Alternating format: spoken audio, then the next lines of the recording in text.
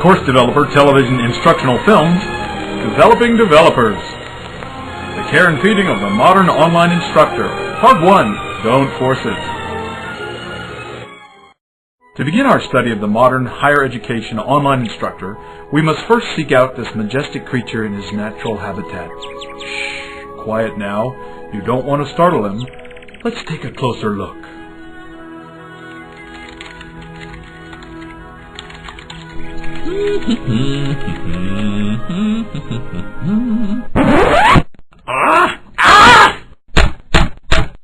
Say, Professor, what seems to be the problem? Huh? Who the heck are you and how did you get in here? Why, I'm the disembodied voice of the narrator, of course. You may have also not seen me in such films as How to Become Popular Through Hygiene and Slide Rules, Tomorrow's Technology Today. Oh, yes, I've heard of you. Why so angry, Professor? I am angry because I'm having trouble with the Blackboard. Blackboard? Why, the Blackboard's right behind you, Professor. It looks just fine. No, not that Blackboard, you silly vintage narrator person. Blackboard's the course management system. I'm trying to make a fair test, but make it difficult to cheat. Course management system? Well, Professor, every good narrator knows when it's time to fade into the background. Sounds like you could use some professional help.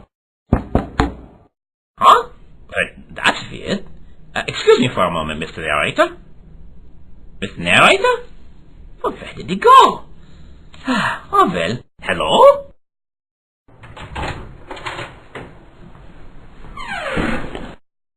Hello, Professor.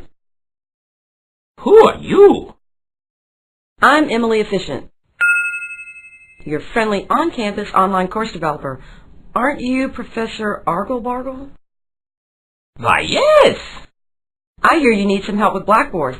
What seems to be the problem, Professor? Well, as I was saying to the narrator... As you were saying to who? Never mind. So what I'm trying to do is make a test that is reasonable and also discourage them from cheating as much as possible. Well, fortunately, Blackboard test settings give us several ways to reduce the chances of academic dishonesty. When you create a test, you can tell Blackboard to draw the questions from a pool and order them randomly so that each student gets a different version of the test.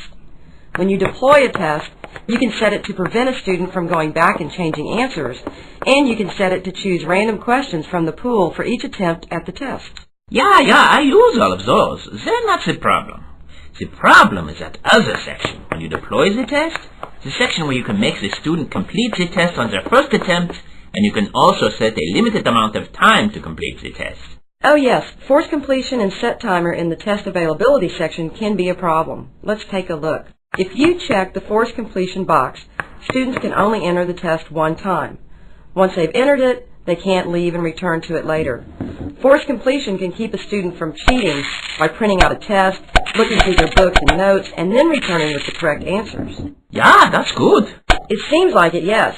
They can only enter the test a single time, but there's no limit on how long they have to take the test once they're there. But they have the timer for that, no? I'll get to that in a minute, Professor. There are some downsides to force completion I'd like to show you first. For example, if a student runs into a problem while taking a test, like losing their internet connection, that's common. They can't return to the test when the connection is back. Oh yes, and this is when the phone begins to ring.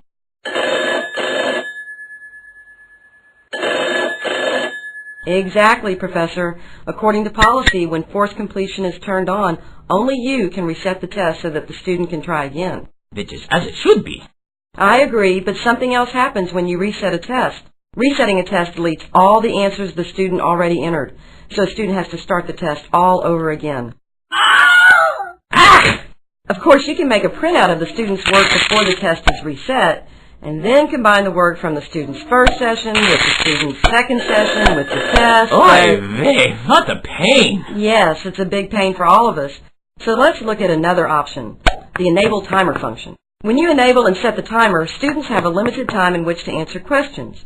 The timer doesn't run on the student's computer, so a student can't change it. Basically, a student can come and go from the test, but it won't help much because the timer doesn't stop once they start until they finish.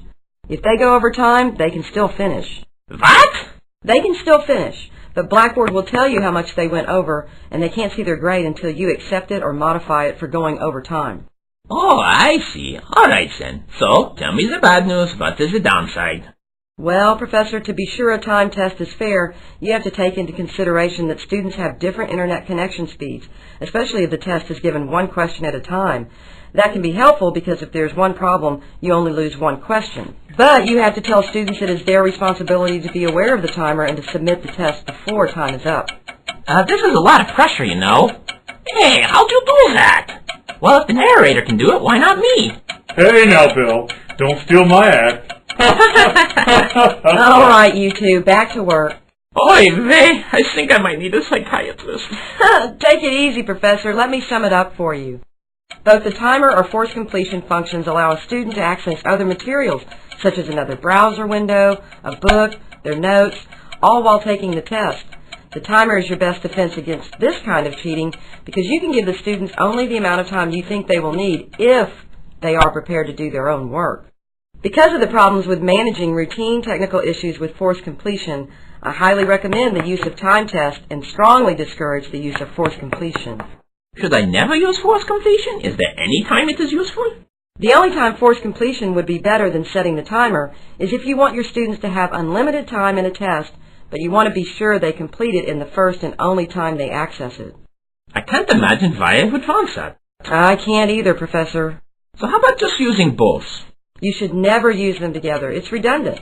Adding force completion to set timer doesn't do much, and you still have all the problems for student and faculty with force completion made worse by the timer.